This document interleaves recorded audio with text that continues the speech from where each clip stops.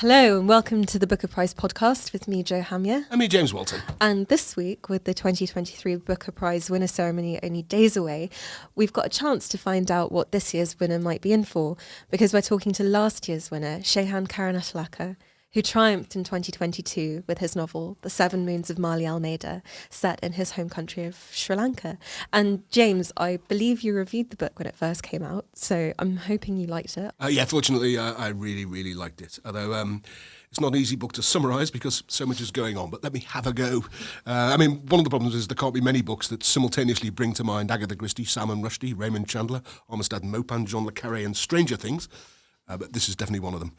What with it being a whodunit, a race against time political thriller, a hard-boiled detective tale, a ghost story, a gay love story, a magic realist novel, as well as a pretty fierce piece of reportage about the Sri Lanka civil wars of the 1980s. So the main character is called Mali Almeida, a photojournalist who on the first page wakes up dead in an afterlife that's kind of bureaucratic and chaotic. But then he's eventually sort of processed and he's given 7 days or 7 moons in the world of the in-between to find out who murdered him before he's sent into the light. He also wants to find some way of getting his old boyfriend Didi and Didi's cousin Jackie to discover and then to publish the photos he's hidden of massacres and of the high-ranking officials responsible for them, which he thinks will affect Sri Lanka and indeed the world. Along the way, he looks back on his often rackety life and also speaks to several fellow ghosts, most of them murder victims too, whose stories between them add up to a grisly account of the many factions and groups killing each other in Sri Lanka, including the Tamil Tigers, the communist JVP, and the Sri Lankan army. There's also plenty of foreign involvement from various shady Indians, Americans, Brits and others, none of whom, it's fair to say, Joe, have Sri Lanka's best interests at heart. Now, if this sounds like a pretty heady mix, then that certainly wouldn't be inaccurate. But what I especially loved about the book is that all the different elements are done properly. So the whodunit part, for example, has several plausible suspects, all with genuine motives, before an unguessable revelation at the end. The photos become a Hitchcock-style MacGuffin in which the goodies and many baddies are all looking for them in a way that brings any number of exciting cliffhangers. And the reportage is a thoroughly researched expose of real-life atrocities. And though I might not have given that impression, it's all done with a great lightness of touch and a lot of good jokes. So with all that being said, we had a great time talking to Shehan about many things, principally what it's like to be, at the winner ceremony on the night, the emotions involved, the prep involved, the manicures one may have. And the abstinence involved as well with a two glass maximum, I think. Yes. And we do speak to him a little bit more about the Seven Moons of Mali Almeida, as well as his own reading habits and his taste in music. It's a wide-ranging but really fun interview, I think. And cricket, of course, Jo. Oh, and how could I forget the cricket? So without further ado, I think we should play our interview with Shehan. Why not?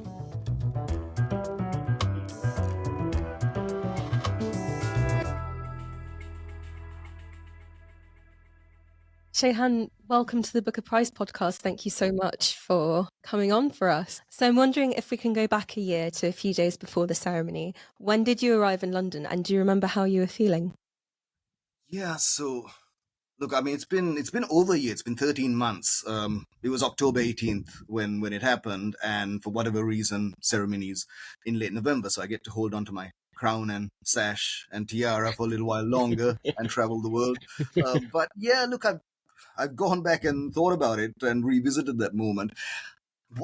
What a bizarre year it was, 2022, because, I guess people forget Sri Lanka was on complete economic collapse and people were on the streets. And that was the backdrop to which I got the long list news and the short list news. We were in petrol queues and shouting down presidents and, jumping in his pool and all of that stuff was happening. And Sri Lanka was surprisingly winning the cricket as well. And during that time, this long list, short list thing happened. So I got there. I was like, and it had been such a journey to get this book even published. And just to finish it was 7 years. It was, and there was a very real possibility that it wouldn't get published in the UK. That's what the initial response was. So my mindset was in that year was like, okay, it's going to get published in the UK. It's done. My job's done. Move on to something else. And then busy dealing with the dystopia that we were living in.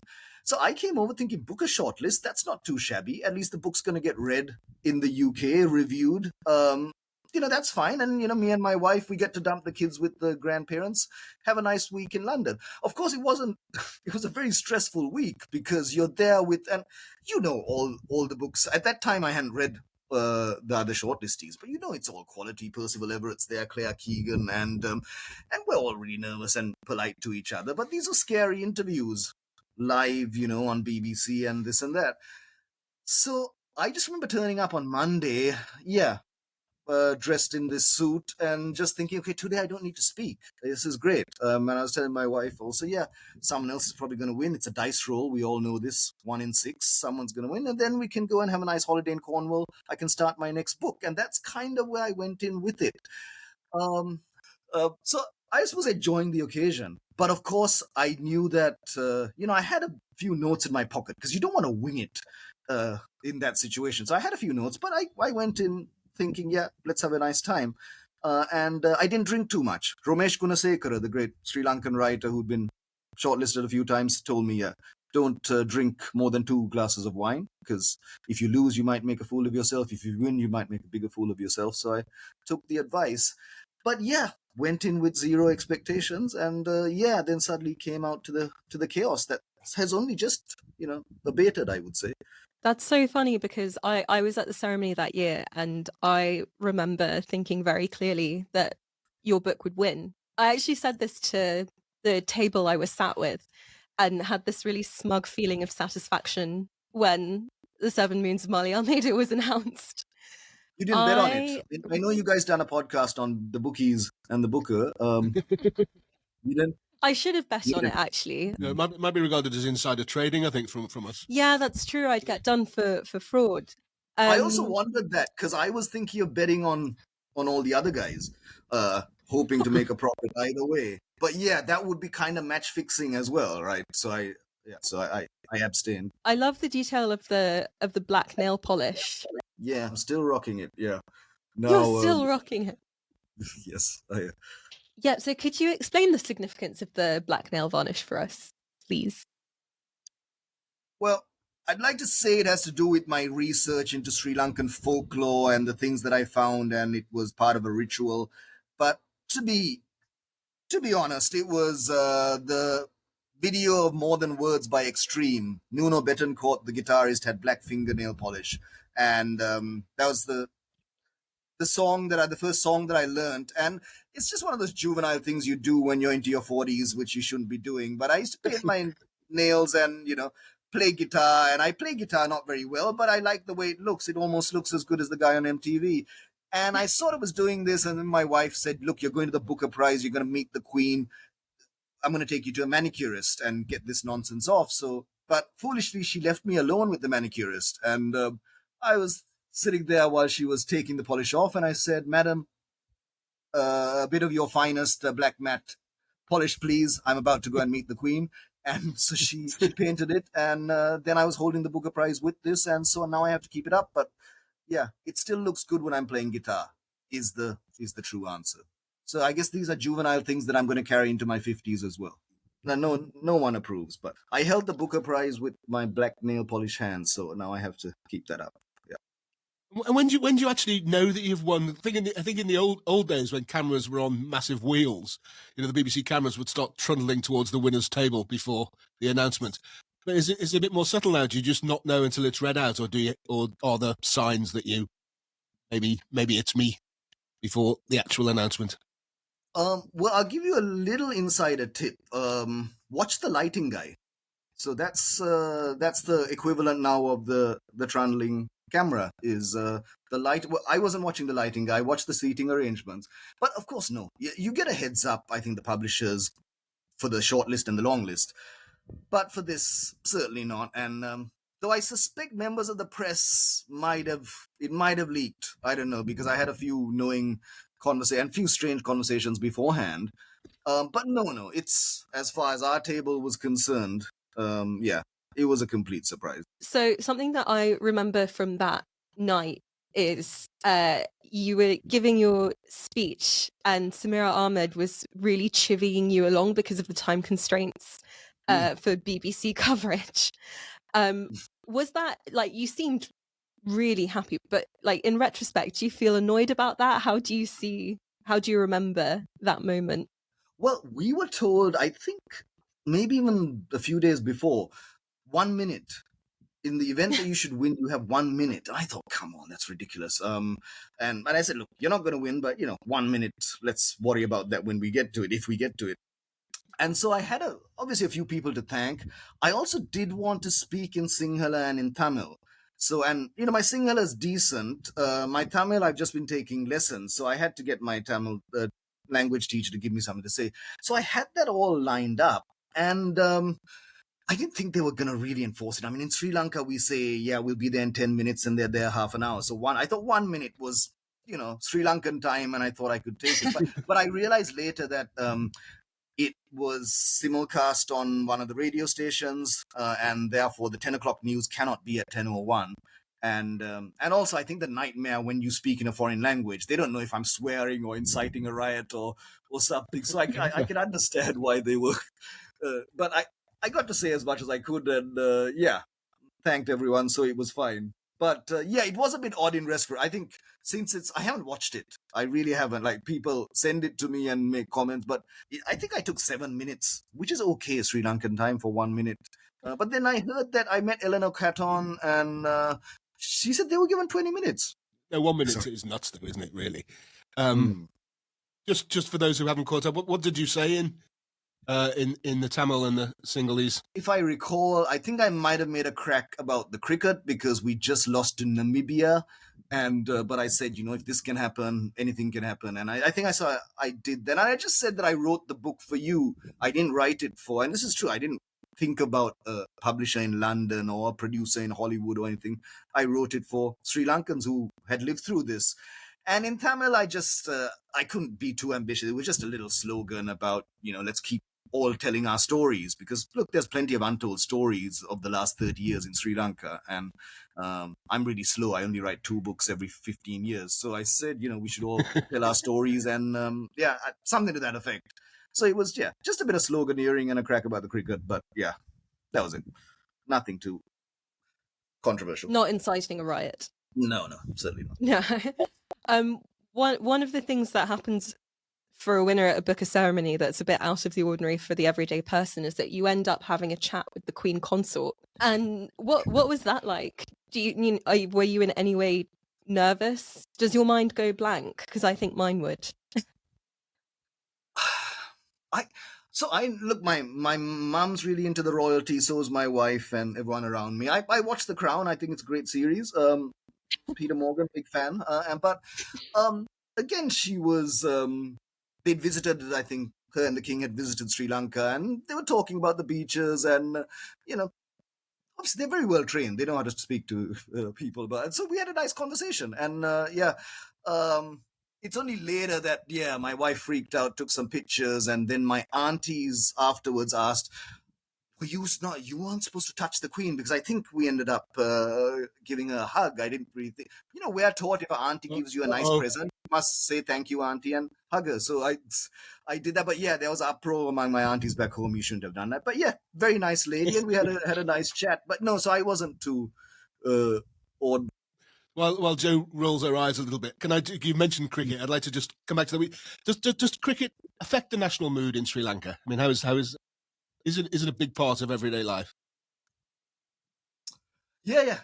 Well, look, this wasn't surprising. So I don't think, and there's not that level of sort of violence that you associate maybe with our neighbors in the subcontinent. There's no, players getting things thrown at them in houses. There's none of that. And also we're resigned to. We've been losers for most of when I've been growing up in the 80s. So we're kind of used to that. But there's always hope. Okay, and just before we move on from cricket but this is about books, I promise, because your first book was Chinaman and was voted by no less than Wisden as the second best cricket book ever and the best cricket novel ever. Presumably that was quite an honour. Of course, that was amazing. I mean, this is like a good few years after the book had come out, and I was well into writing Seven Moons. But yes, I think it beat out the likes of Conan Doyle and P.G. Wodehouse, and so, so I'll take that for sure. And no less than Wisden. W.G., the lead character, the drunken journalist in the book, would have been very proud, for sure. of returning to a non-cricket based line of Oh, Yes. questioning. Yeah. Enough cricket. Yeah.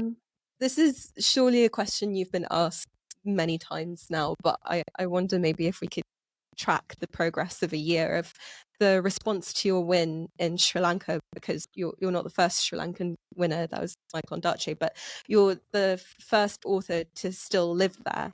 But at the same time, there may be a sense that the book paints a pretty grim picture of Sri Lanka. So was the main response sort of national pride, or was it a bit more muted? How has it gone over the last year? Well, when it happened, that happened right during the height of the Aragalaya and the economic collapse, and so you don't have petrol or gas and foodstuff. So books are non-essential. So no one had read the book when the win happened, but we celebrate wins. So I remember, being congratulated by the president and the leader of the opposition and all these politicians. And I think I don't anyway respond to emails, let alone tweets. So I let the Twitter mob descend and going, have you guys actually read the book?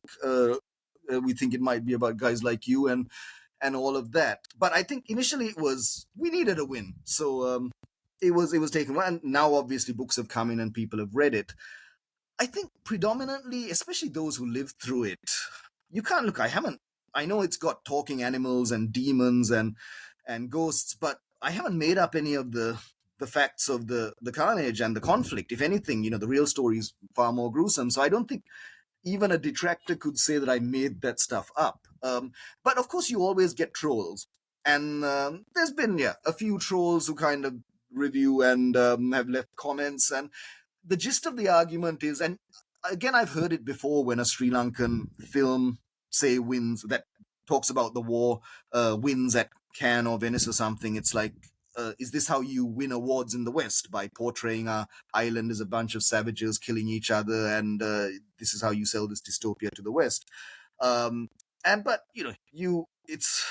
wish it was. That's why I alluded to that in the speech as well, that I wish this book was pure fantasy. And I did have a moment in 2015 when Sri Lanka was on a peaceful footing and it looked like things might improve, that would people believe that these things happened? Would they think I made it up? But so I think generally the reaction's been positive. The book has now been translated into many languages, and most of all Sinhala and Tamil. So it remains to be seen what happens when a wider readership gets hold of it. But I think, look, generally these are the things we did to each other, and I don't think anyone can dispute. I don't think the political commentary in the book, it's pretty shallow. I think it just scratches the surface and says there's no good guys in this war. It's just bad guys. Maybe there's no good guys in any war. But also, I felt safe because I'm writing about the late 80s, and we've had many catastrophes since then. And also, late 80s means most of the characters are dead who could take offense. So that's why I feel a bit safer. And we have our present day catastrophes to worry about. So I think, so far it's been all right. Moving on to a very classic Booker question. You were the recipient of a wonderful tax-free 50 grand that every writer dreams of. What did you do with the money? Well, I bought a drum kit. That was the extravagant thing for my son, of course, because he's taking drum lessons. Oh, yes. But you can't see my room. I'm in here with 5 guitars and a keyboard, and I thought I needed a drum kit. Aside from that, no. Look, I spend my money same things I did when I was like 13. It's books and was CDs. Then now it's vinyl and it's guitar pedals. So I still spend money like a teenager, guitar pedals, records, and books. I've had to acquaint myself with accountants and tax consultant and even investment advisors who, never would open the door to me before. I'm being pretty sensible, though I may get another guitar or a saxophone. But I think aside from that, my kids should be okay. But I think, look, more than the prize itself, I think what the Booker does is, now the book's been published in 20-something languages, maybe a few more. Firstly, I'm getting to travel around to these places, but the readership, before my readership was exclusively subcontinental, and, nothing wrong with that. That was fine. I kind of thought that's who I'm writing for. But so I think that's what the real thing, rather than, so if a Booker winner wants to bust it all on in Vegas, I think it's fine because I think it's not being, you can celebrate how you like. I celebrate with a drum kit. Well, there are two very interesting points there. Maybe we'll come on to the expansion of your audience in a second. But I I looked at your website a few nights ago and was really struck to see that, as well as an author, you still advertise yourself as a copywriter. And do you still copyright? Have you kept your day job? Yeah, so I just after the European tour, I also did a bit of travel writing, bit of feature writing. So yeah, I did a little travel piece from Europe. It's kind of strange not to, and I've kind of organized my day around it like for so long. You do a couple hours of work, then you do a couple hours of writing, and I've kind of worked it that way. But thing is, I don't have to. I don't have to take on X amount of jobs to pay the bills. Now this is the fortune and the good fortune of this thing that but I still keep it going. Why not? Because I still enjoy copywriting. I still enjoy travel writing. It's not the path to riches and fame, but it's great writing experience. Even if you're writing about milk powder or banks, you learn something from it. So yeah. What does it give you that writing a novel doesn't? One. So I think the best thing I got from and I used to not work from home in my pajamas. I used to go into ad agencies and do a day job. Is that you have to be creative every day. You can't wait for inspiration to strike, or you can't blame writer's block. If the client's turning up tomorrow morning and you have nothing, you need to somehow find a way to come up with. And so then you develop techniques to deal with the panic, deal with the pressure, but also to come up with ideas and have something. It may not be great, but do something every day. And I think that's a useful thing for a novelist as well, or short story writer, that you don't wait for inspiration. And this is the first week that I've worked like properly since started on Monday, and I'm working on a few new things. And most days are bad, like Monday, Tuesday, Wednesday, nothing. And then yesterday I wrote a few sentences, and today, if I wasn't interrupted by this podcast, I might have written a symphony. But Sorry. I came close. Yeah, that's okay. That's okay. 2 sentences is fine. But yeah, I think that was the main thing, that you just turn up every day. And yeah, if you get a page on Friday, that's a good week. So going back to the expansion of your audience, something that I find really, really fascinating is the fact that the Seven Moons went through a really rigorous editing process with your UK publisher, I believe. Yes. What sort of amendments did you have to make to sort of get your novel over to an Anglophone or Western audience? Because it had already been published in India, hadn't it, as Chats with Ghosts in 2020, is that right? Chats with the Dead. Yes. Chats with the Dead, sorry. So Natanya Jans, my publisher and editor at sort of, she hates me talking about this stuff. She goes, no, these are secrets. Don't tell anyone. Just say you just corrected the grammar. You can tell us. But yeah, you won't tell anyone. Yeah. Never. Initially, it was out of. So I had this relationship with Natanya and Mark. I knew they were. I'd done travel writing assignments for them, but they'd always been very generous, and it's very rare to find generous with their comments. So I'd send them a story or something unrelated to what I was working with them, and they'd give me really good feedback. And so the Chats with the Dead, I thought it was done, and India was enthusiastic, but also, it came out Jan 2020, so just before COVID. But it sort of got reviewed a few times and nothing much happened. But more tellingly, the UK and the US people who had enjoyed Chinaman were finding this difficult and said, we were not sure Western readership will relate to this very complicated war and this very complicated afterlife and all these different strands. And so initially when Natanya came on board, that was, and she when she read it, because I just sent her out of desperation saying, looks like this thing won't get published out of India. Is it fixable? And she said, yeah, I think it is, but it needs a lot of work. It needs, you just need to make it easier for a Western reader. Who knows? And I think that's a decent, I didn't mind it. Again, back to my copywriting days. Client changes your copy all the time. You think you nailed it, you've cracked it, you sent it, and it comes back on a Friday afternoon with red marks through it. So I didn't mind that because I thought, look, Chinaman should be enjoyed by anyone who has never watched a cricket match. That was my brief. And I think it can be. If you get past the first 20, 30 pages, it's a story about other stuff than cricket. And so I thought, okay, fine. So make it. So I think one of the briefs was just make it so you know nothing about the Sri Lankan conflict, you have enough information to go by. Also, if you know nothing about the South Asian folklore about demons and ghosts and the afterlife, the rules should be clear. So initially that was all, and that was like 6 months of work to fix that. But it was the pandemic, so we have another year to play with. And then, I mean, I remember the comment, which I've said many times, and once it came back, and I think terrific work, Shehan, but I think the beginning's very confusing still. The ending doesn't quite land, and the middle's quite boring. But other than that, it's brilliant, and please keep going. And in the end, if you compare Chats with the Dead with Seven Moons, which I don't really want to do personally, but I think Richard Simon, a Sri Lankan reviewer, has done a great job. It's the same, and he says it's uses the same words to tell a very different story, and I think that's probably fair. It's also a very funny book. I mean, why make it funny? I mean, on the face of it, you know, it's not a subject of full of laughs, but it's a book full of laughs. So it's not, it's not like I wrote it straight and added the jokes. I think even with both books. I mean, the first book, Chinaman's about an old man drinking himself to death and deciding to spend his last year watching cricket documentaries and chasing a cricketer, and it should be a depressing story, but I don't think it is, because of the narrator being this archetype that, you know, we've all grown up with, the Sri Lankan uncle, the drunk Sri Lankan uncle who is an expert on cricket, on world politics, on any subject after a few, you know, half a bottle or so. And so that character lent itself to the jokes, even though when he's talking about his grim situation, he's seeing, poetry. And so I think it's choice of narrator as well, but maybe also, so maybe it's my sensibility that, and you know, you can't talk about these gruesome things, and it'll be tough to write and probably doubly tough to read.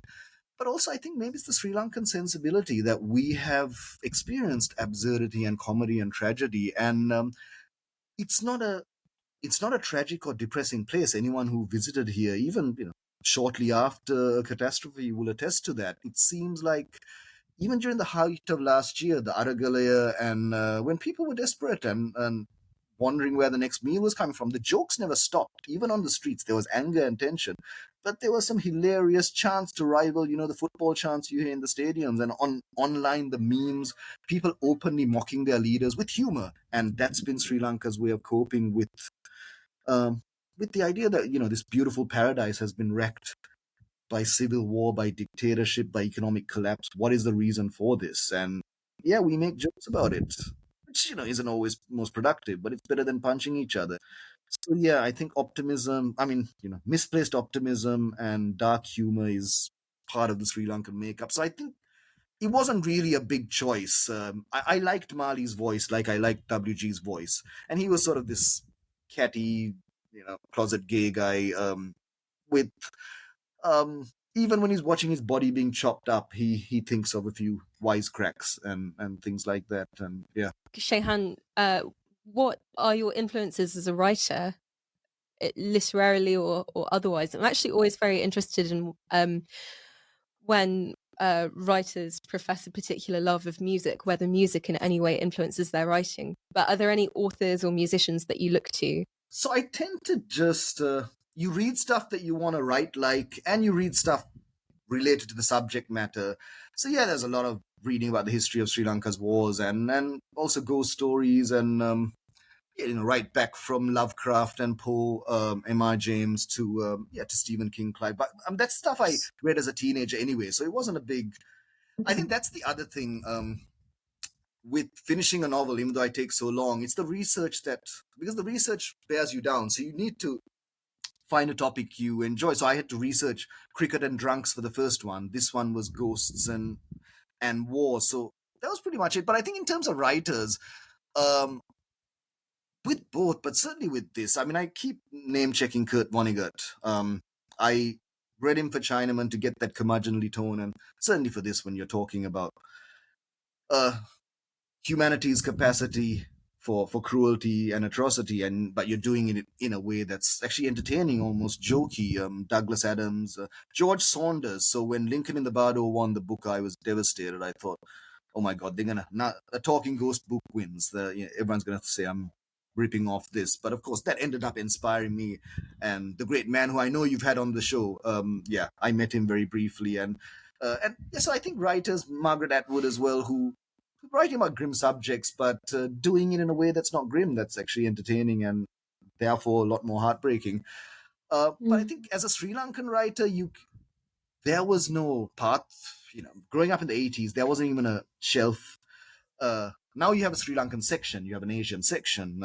There wasn't even a shelf for Sri Lankan books, and if the ones you had were sort of self-published things that sounded like they were written by an Englishman, by a Graham Greene or uh, E.M. Forster, it was like, and that was how we wrote. We had to prove to ourselves that we could write as well as an English person. So I think the doors that open, obviously, Midnight's Children by Rushdie. I mean, I'm certainly not the only one in South Asia but I think on a local level, it was Carl Muller, who I don't think Undachi and Ramesh Gunasekara and Shyam Selvadure were the celebrated writers, but I never thought I could write as elegantly as them. But Carl Muller similarly wrote how Sri Lankans spoke, and that was a real.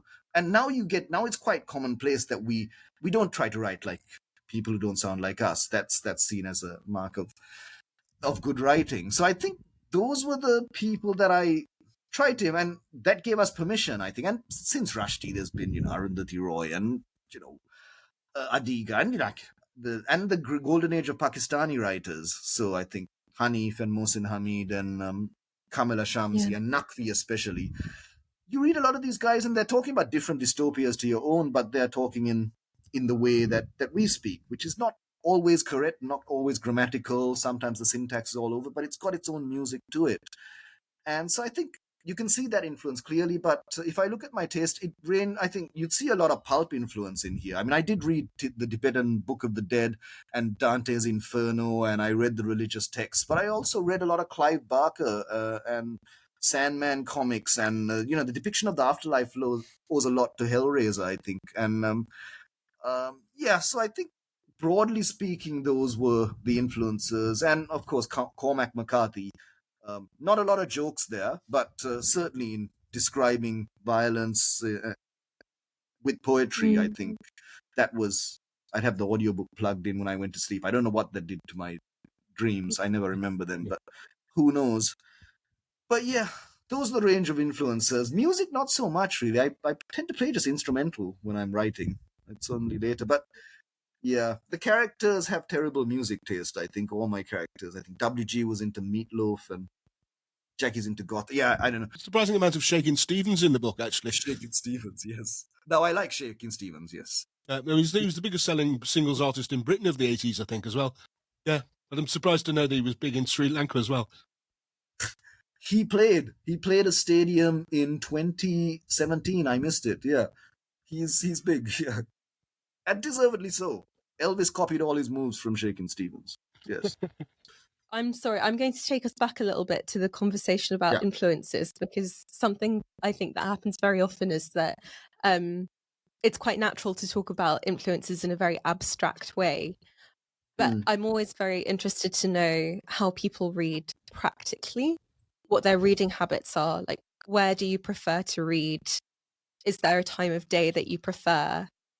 Do you underline? Do you bookmark? Do you believe in dog earing? That sort of thing.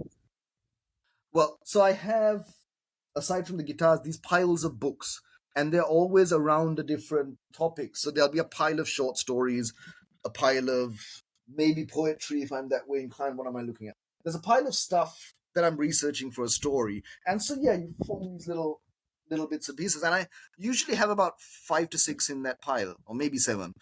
And yeah, reading, I have to schedule it like a workout. Otherwise, I don't get through the stuff I need to. And so it's usually really early in the morning. So maybe 4 or 5 in the morning for an hour. But it'll be one thing, and it may just be novels that I'm reading at the moment. And sometimes it's not related to anything. You might just read something for fun. But I have to have. I just feel that I think this is a compulsion I felt, long before I started, was that if you don't read, if I don't read today or write today, and now maybe I can expand to playing with my kids. If I don't do those 3 things, the day is wasted somehow. And I may have done some great things, but I feel like the day is wasted. And I think maybe that's a compulsion. So to get the compulsion out of the way, I wake up very early, read for an hour, write for an hour, take the kids to school, and then boxes are ticked. I can just watch YouTube and drink beer all day. It's fine. And so that's really it's the morning where I do that. But evenings but it's always it's in my room at this little chair surrounded by all these books and records. And but it's generally the makeup. Also, I curated. There'll be something really challenging, a classic that I should have read but haven't, and then just something fun, short story, a bit of nonfiction, and a few silly things. And I just dip in and out until one has momentum, and then I'll smash it out in the evening. But I do have to schedule, because I felt that, especially on the road in the past year, you go through weeks, months where you've been stuck on the same book, and that's quite depressing for me. So many books, so little time, and you think, time I'm not spending reading, I'm wasting or writing. And Can I ask what book you spent your morning with today? Yes, The World for Sale. It's it's a bit of it might give you a clue what I'm writing. It's it's about commodity traders. The World for Sale. Javier Blas and Jack Farchi. It's non-fiction book, and also, but I was reading David Sedaris, his collected essays, so I was flitting between those two. About the robber barons who run our world, and Dave Sedaris and his amusing. But it kind of puts you in a nice mood for writing. Reading good stuff. The Sedaris or the World for Sale? They both do. They both do. I believe you're going to the ceremony this November as well. Yes, I am. Do you have any advice for this year's shortlistees on how to negotiate that difficult night? Wow. By the time I meet them, it'll be too late. I think they... but I would just say enjoy it, because, look, this is...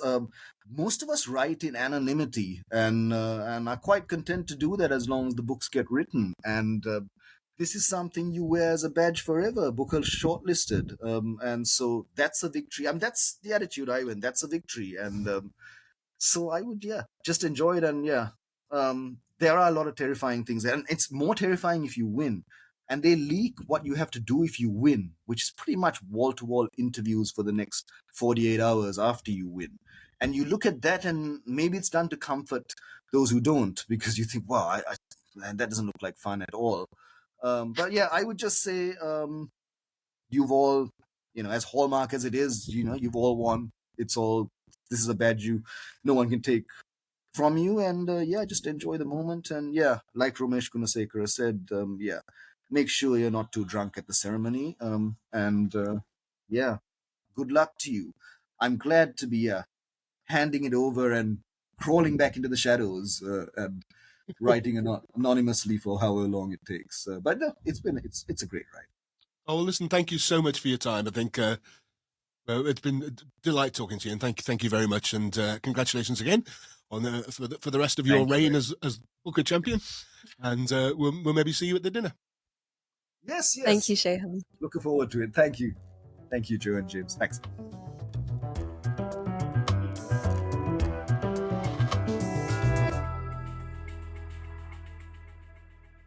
So, Joe, I think we both agree a cracking fella.